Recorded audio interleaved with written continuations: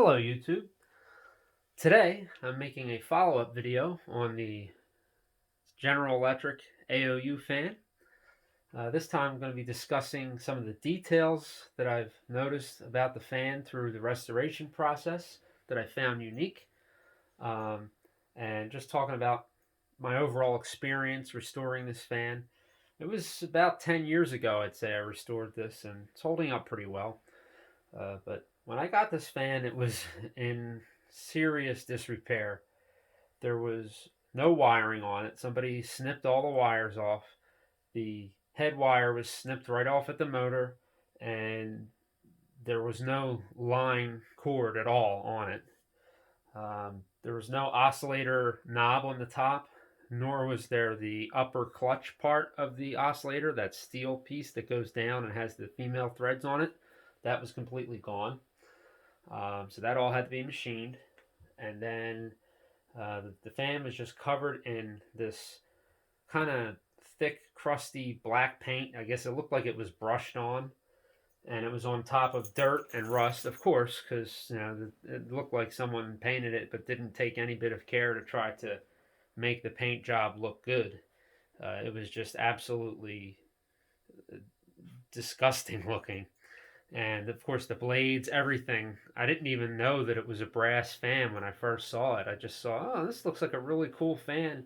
And the way that it was designed is what caught my eye to it. The way the struts looked, and the motor housing, and how it has that circular yoke that goes around the motor and holds it. I just thought it really looked cool, and it would be a neat fan to fix up.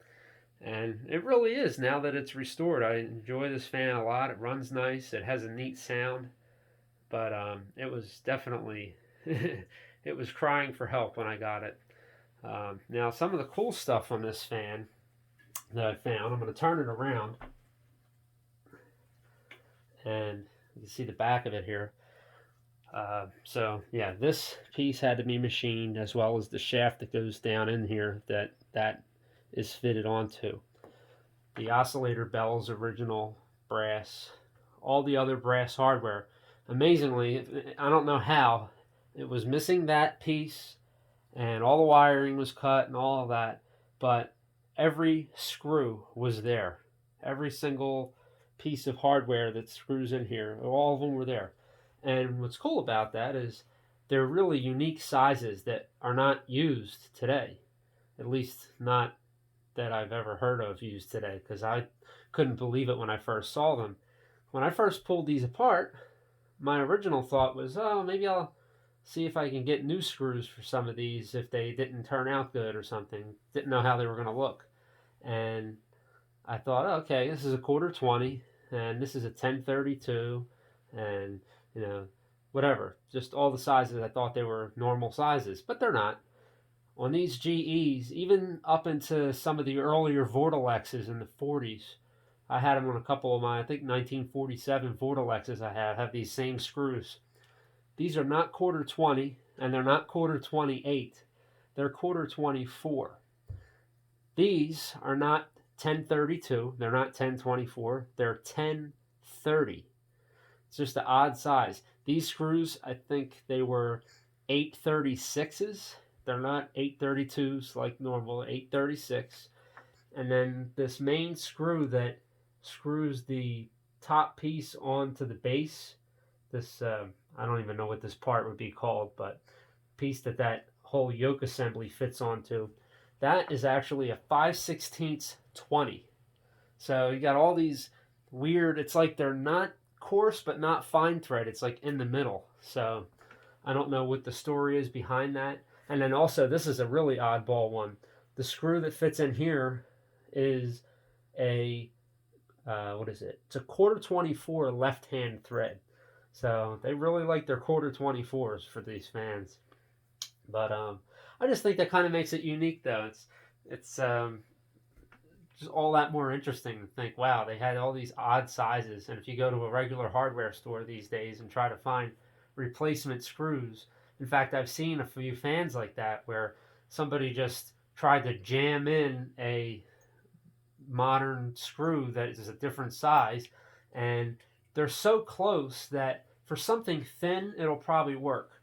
So like where these screws thread into the struts, it only has to go through maybe close to an eighth inch of material. So if you're going from a quarter 24 to a quarter 20, it's not a huge difference going through that thin of material. But if you're going through something thicker, like say how these screws here that hold the end bells onto the main motor casing, this this screw threads into a fairly good amount of material. And going from a 1030 to a 1032, it will get to a point where it's going to get tight and it's not going to fit right. So I've seen fans where somebody clearly just figured, oh, the threads are tight, but let me just keep tightening it anyway and forcing it. But but yeah, so it's just really a cool fan. Everything on here, there's no pot metal. It's all cast iron and brass and steel. It's just really cool. The blades, when I first cleaned them up, took the paint off of them, they took a lot of time to get them to look good. The whole fan had pitting all over it everywhere. And that doesn't exclude the brass. The brass even had pitting on it. It was just, it's like, what was the thing in the ocean for a while? It just, there wasn't a smooth surface on it. But the blades, they had, when I first cleaned the paint off of them that was on there, they had this kind of copper appearance to them. And it was kind of uneven. It didn't look like it was plated that way. To me, it kind of resembled how brass looks when it experiences the dezinkification process, where it starts to the zinc gets corroded out of the brass and it's just leaving the copper behind. That's kind of what it looked like to me.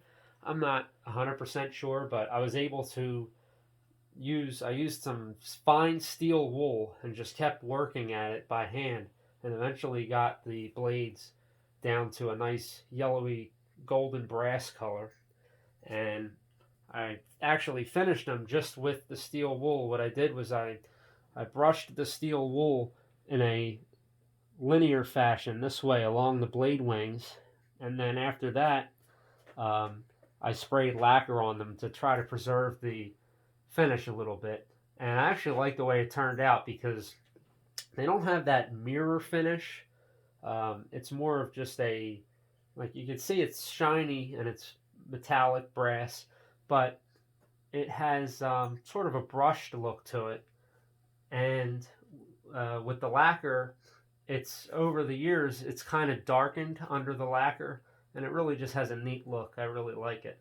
But um, but yeah. So anyway, this is just a really cool old fan, and I hope you all found this enjoyable to watch. Maybe even learn something. Maybe somebody out there can teach me something in the comments. But thank you for watching.